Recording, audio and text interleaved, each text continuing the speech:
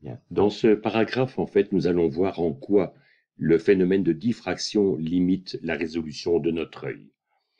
Je vais faire un petit schéma de notre œil. En fait, je vais représenter simplement l'ouverture réalisée par l'iris. Souvenez-vous, donc ce trou, c'est ce qu'on appelle la pupille. Et la pupille peut changer de forme, comme on l'a déjà dit.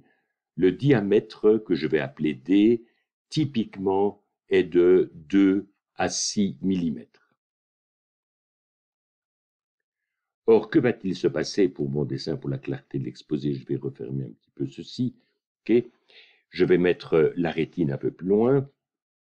Voilà le plan de la rétine.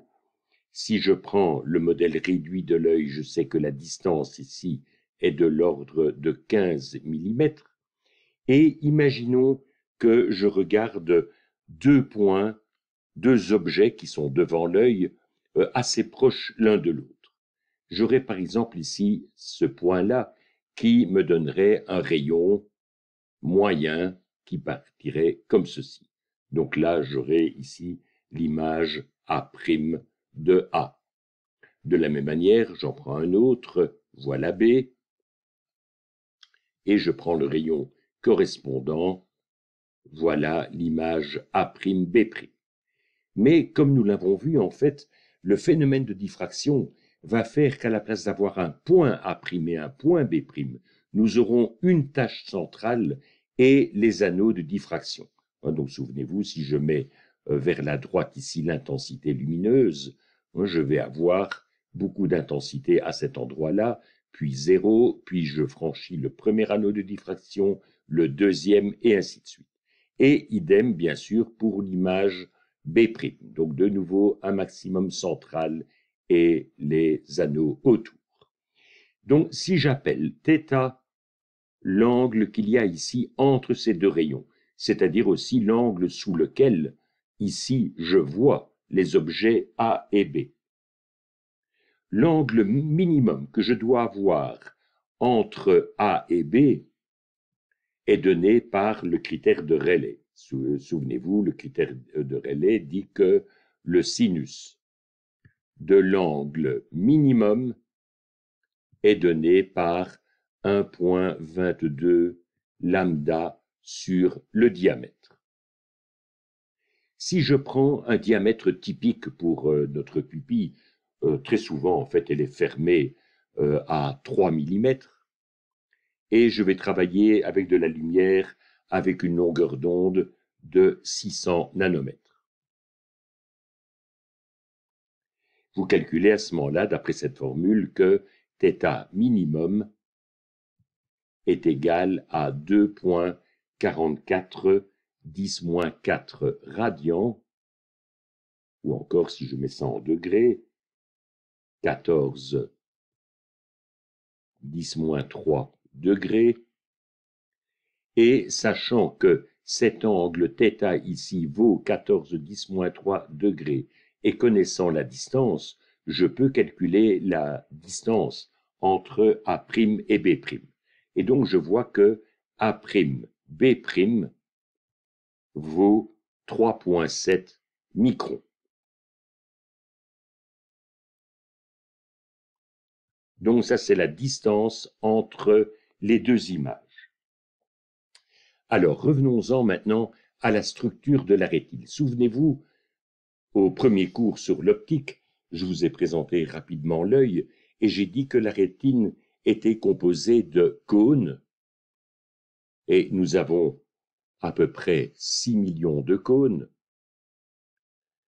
ce qui donne à peu près une densité de quelques 10 exposants 4 cônes par millimètre carré.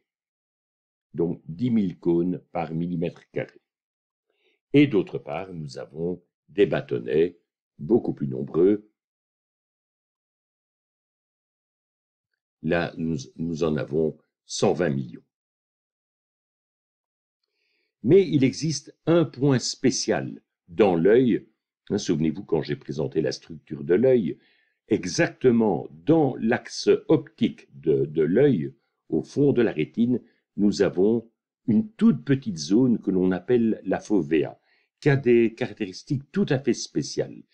La surface de la fovea vaut 1/20 de millimètre carré. Vous imaginez, c'est tout petit.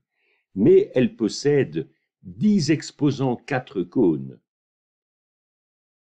Ce qui fait que là, la densité de cônes est de 2 10 exposants 5 cônes par millimètre carré. Et dans cette zone-là, il n'y a pas de bâtonnet.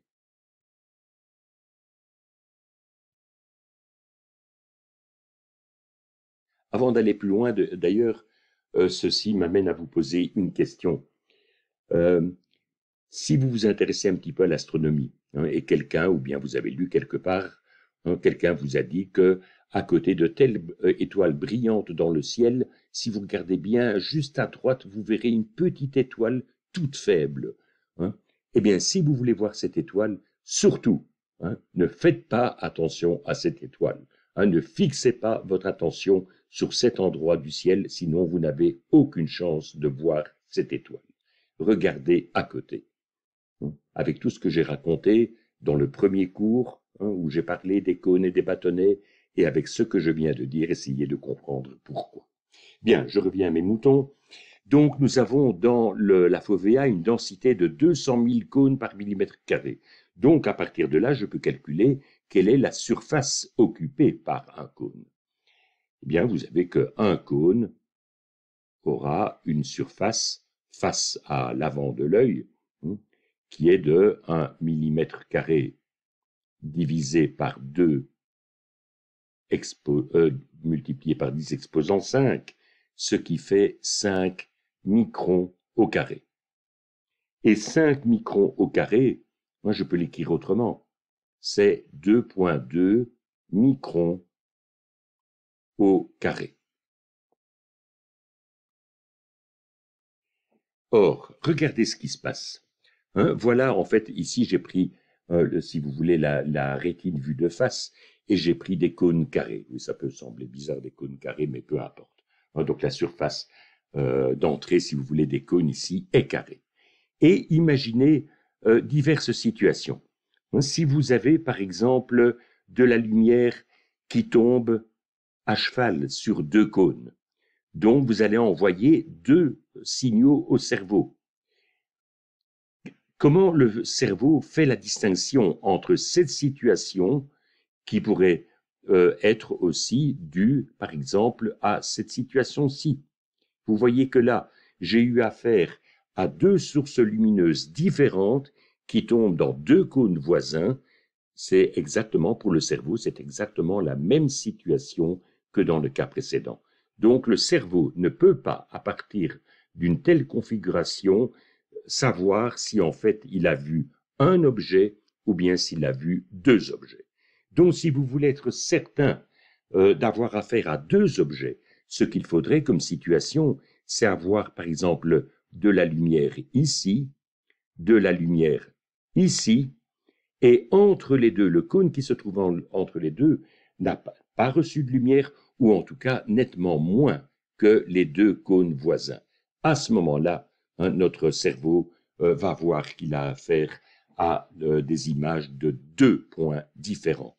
Or, regardez quelle est la différence spatiale maintenant entre les centres de ces cônes, de là à là, sachant que le côté ici vaut 2,2 microns, vous avez une distance qui est de 4,4 microns. Souvenez-vous de ce qu'on a dit? 3,7 microns. En effet, on aurait pu se poser la question, mais pourquoi est-ce que la nature ne nous a pas donné des cônes encore plus petits? Si elle nous avait donné des cônes encore plus petits, ça veut dire en fait qu'on aurait pu voir des détails encore plus petits. Mais non, la diffraction est là. La nature sait ce qu'elle fait. Et elle déteste travailler pour rien. Donc la nature s'est rendue compte que, comme elle était de toute façon limitée par le phénomène de diffraction, ça ne servait plus à rien de fabriquer des cônes plus petits qui, entre autres, auraient demandé évidemment d'avoir 4 fois plus de nerfs et donc 4 fois plus aussi de calculs dans le cerveau pour essayer d'interpréter les signaux qui venaient de la rétine. La nature est bien faite. Ceci, en fait, permet d'expliquer aussi ce qu'on appelle l'acuité visuelle.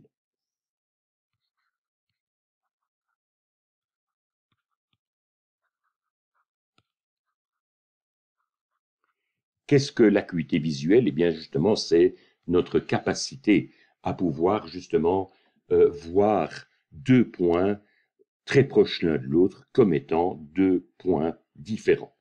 On fait souvent cette expérience avec des lignes. Hein. Imaginez, je vais prendre deux droites parallèles. Excusez-moi, je fais un dessin en perspective. Okay. Vous prenez deux lignes parallèles. Vous vous placez à une certaine distance. En général, pour faire le test, les conditions standards, c'est qu'on se met à une distance de 25 cm. Et on vous demande à partir de quand, donc je peux jouer ici sur la distance entre les deux lignes, et on vous demande à partir de quand, de quelle distance, vous pouvez effectivement affirmer que vous voyez bien deux lignes et pas une ligne. Eh bien, en fait, il faut que les deux lignes ici soient distantes de 75 microns. Ça, c'est pour une acuité visuelle standard.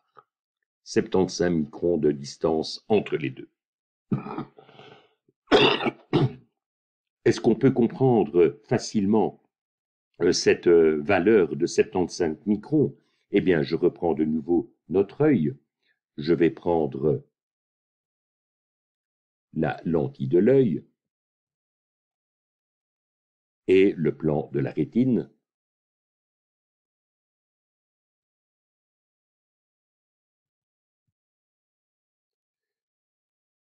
Souvenez-vous, pour que je puisse voir la différence, il faut ici qu'il y ait un cône vide entre deux cônes. Donc, ça veut dire en fait que A' et B' soient distants de 4,4 microns. Regardez le bas de l'écran précédent.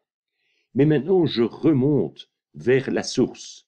Donc, ceci correspond à un point qui se trouvait là-bas,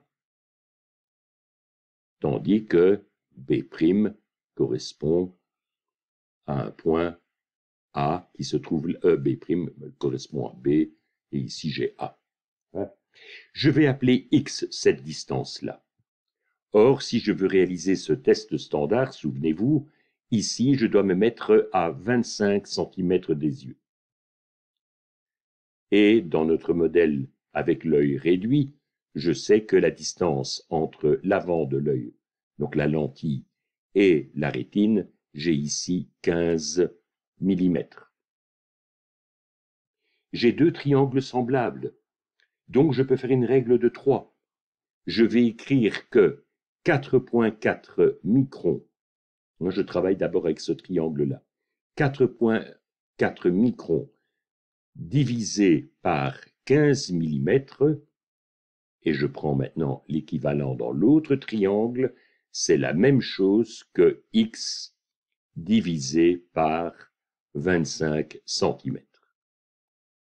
Connaissant ceci, vous allez tirer la valeur de x, vous allez trouver x est égal à 73 microns. Donc ceci est tout à fait consistant avec la mesure standard qui est de 75 microns. Voilà pour la diffraction et notre œil. Maintenant, un dernier point, regardons le pouvoir, ce qu'on appelle le pouvoir séparateur du microscope.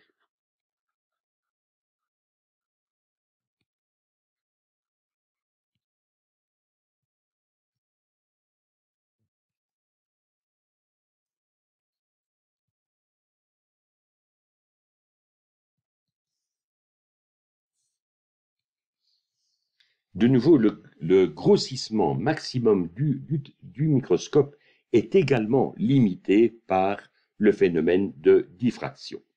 Je vais faire un tout petit dessin de l'avant du microscope pour vous montrer en fait deux paramètres qui apparaissent tout le temps dans cette discussion. Donc voilà l'axe optique du microscope. Je représente grossièrement ici l'objectif. Donc, vous avez l'objectif, et puis, devant l'objectif, vous avez l'objet que vous voulez voir. Moi, je vais prendre par exemple un point A et un point B tel que ceci. Donc ça, c'est votre objet. Ici, j'ai l'objectif. Un paramètre important, c'est l'angle sous lequel, depuis l'axe, vous voyez l'extrémité, ici la bordure de cette lentille. Ça, c'est ce qu'on appelle l'angle alpha. Et d'autre part, la manière la plus simple de travailler avec un microscope, bien sûr, c'est d'avoir l'objectif. Entre l'objectif et l'objet, vous avez de l'air. Donc j'ai besoin, en fait, en plus de connaître l'indice de réfraction qu'il y a ici entre les deux. Donc, comme je vous le disais, la plupart du temps, n est égal à 1. Mais parfois, on peut mettre une huile entre l'objet et l'objectif. C'est ce qu'on appelle une huile d'immersion. Donc, ou bien je travaille avec de l'air, ou bien une huile d'immersion.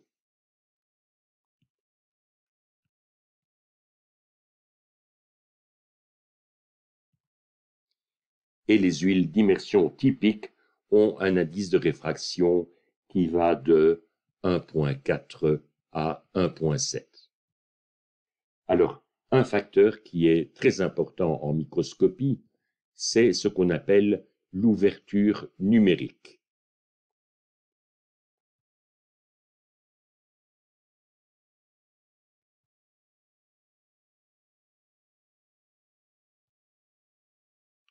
Si vous le voyez dans la littérature anglaise, vous verrez NA. Numerical aperture, c'est la même chose. Okay? Par définition, ceci, c'est l'indice de réfraction entre l'objet et l'objectif multiplié par sinus alpha. Maintenant, je ne vais pas faire toutes les mathématiques qui traitent justement de la diffraction dans les microscopes, donc je vous demanderai d'accepter les résultats. Le résultat, c'est que le grossissement maximum utile du microscope est donné par la formule 75 microns. Là, vous reconnaissez le 75 microns qui vient de l'acuité visuelle, c'est de là que ça vient, divisé par 0,61 lambda, et ceci multiplié par l'ouverture numérique. De grâce, ne retenez pas ceci, je ne vous le demande pas. Si je prends une longueur d'onde, par exemple, de 550 nanomètres, eh bien, vous obtenez avec cette formule que le grossissement maximum utile est donné par 225 fois l'ouverture numérique. Et donc, en prenant des ouvertures numériques typiques dans les meilleurs cas, en utilisant une huile d'immersion et tout, en général, vous resterez en dessous de 400. Pourquoi est-ce qu'il y a un grossissement maximum utile? Qu'est-ce que veut dire le mot utile là-dedans? Vous allez voir, vous regardez par exemple à travers un microscope, vous regardez des détails d'un insecte, vous savez bien qu'à partir d'un certain grossissement, vous allez avoir du flou qui va apparaître. Et ce flou est dû au phénomène de diffraction. Bien sûr, vous pouvez changer d'oculaire et prendre un oculaire qui vous donne encore un facteur 2 en grossissement. Mais ça ne sert à rien. Vous aurez effectivement votre insecte qui va devenir 2 fois plus grand, mais le flou va grandir dans les mêmes proportions. Donc, vous ne verrez aucun détail supplémentaire. Moi, je peux vous montrer ça en reprenant une figure que je vous ai déjà montrée. Voilà. Donc, je vous rappelle les figures que je vous avais présentées quand on a discuté du critère de Rayleigh.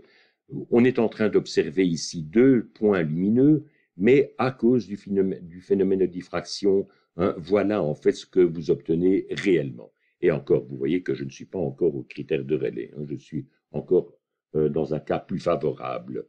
Si maintenant je changeais l'oculaire, par exemple, de ce télescope, parce que je suis en train de regarder deux étoiles, et je prends un oculaire qui a encore un facteur 2 en plus. Voilà mon image. elle a doublé. Mais qu'est-ce que j'ai gagné? Est-ce que j'ai eu plus d'informations? Est-ce que je peux plus que là affirmer que je regarde bien 2 étoiles au lieu d'une étoile? Vous voyez que ça ne sert à rien. C'est peut-être plus confortable d'avoir une image plus grande, mais vous n'allez pas en retirer des informations supplémentaires. Il n'y a pas plus de détails qui apparaissent ici. Donc voilà ce concept de grossissement maximum utile. Bien, je reviens au cas précédent. En fait, certains ergotent en disant, bon, ils n'ont pas tout à fait tort, que tout le monde n'a pas une acuité visuelle de 75 microns à 25 centimètres. Ils ont peut-être une acuité visuelle qui est 2 fois moins bonne. Et donc, eux arrivent à distinguer 2 points qui sont distincts de 150 microns. Donc, pour accepter tous ces cas-là, on peut encore prendre comme formule que le grossissement maximum utile est donné par 500 fois l'ouverture numérique. Avec certaines techniques tout à fait spéciales et des microscopes plus sophistiqués que ceux qu'on a vus, on peut monter à 1250, à tout casser, à 2000. Mais certains critiquent déjà 2000 en disant que ce n'est plus vraiment ce qu'on appelle un grossissement maximum utile. Il peut être confortable, mais pas utile. Donc, si on prend une valeur de 1250, je crois que ça c'est conservatif. Ça c'est honnête comme donnée. Bon, voilà donc le grossissement maximum que vous allez obtenir avec un microscope classique. Maintenant, en fait, il y a eu une petite révolution au XXe siècle quand le français Louis de Broglie a fait une découverte et a trouvé que même les particules solides, comme celles qu'on connaît, l'électron, le proton et ainsi de suite, toutes ces particules ont également une longueur d'onde associée. Donc si je prends par exemple l'électron a une longueur d'onde.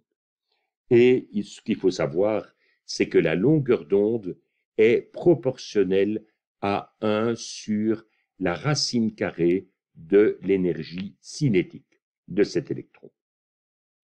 Et donc l'idée est venue, plutôt que d'éclairer un objet avec un microscope optique en prenant de la lumière, où là la longueur d'onde était toujours entre 400 et 700 nanomètres, est-ce que je ne pourrais pas en fait bombarder l'objet de mon étude avec des électrons?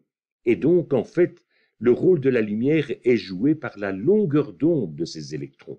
Mais il se fait, si vous faites un calcul avec des énergies cinétiques qui sont ici de quelques centaines de milliers d'électronvolts, les longueurs d'onde ici sont ridiculement petites par rapport aux longueurs d'onde du domaine visible.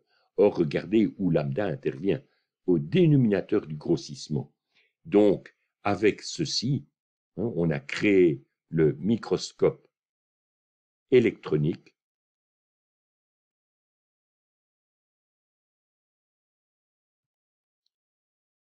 et là, on atteint des grossissements maximum utiles qui sont dans quelques millions. Ça n'a plus rien à voir, évidemment, avec le microscope optique. Bien, je vous montre 2 photos obtenues avec un microscope électronique pour vous montrer toute la différence.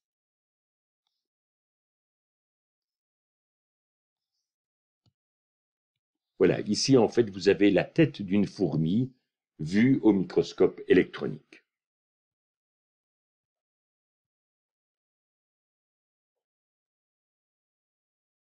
Bon, vous imaginez, vous avez ici le diamètre de la tête qui fait à peu près 1 millimètre, ça vous fixe l'échelle ici de cette image, 1 millimètre, et regardez maintenant tous les détails que vous voyez apparaître. Vous voyez même ici les petits cils sur les pattes de la fourmi. Impossible évidemment d'obtenir une telle image avec un microscope optique. Le bord des pattes ici serait déjà complètement flou à cause de la diffraction. La diffraction arrive aussi, bien sûr, avec le microscope électronique, mais ce sera à une échelle encore beaucoup, beaucoup plus petite. Donc, à cette échelle-là, en fait, on n'est pas handicapé par le phénomène de diffraction. Regardez ici les cheveux qu'elle a sur la tête. Je vous montre encore une dernière image.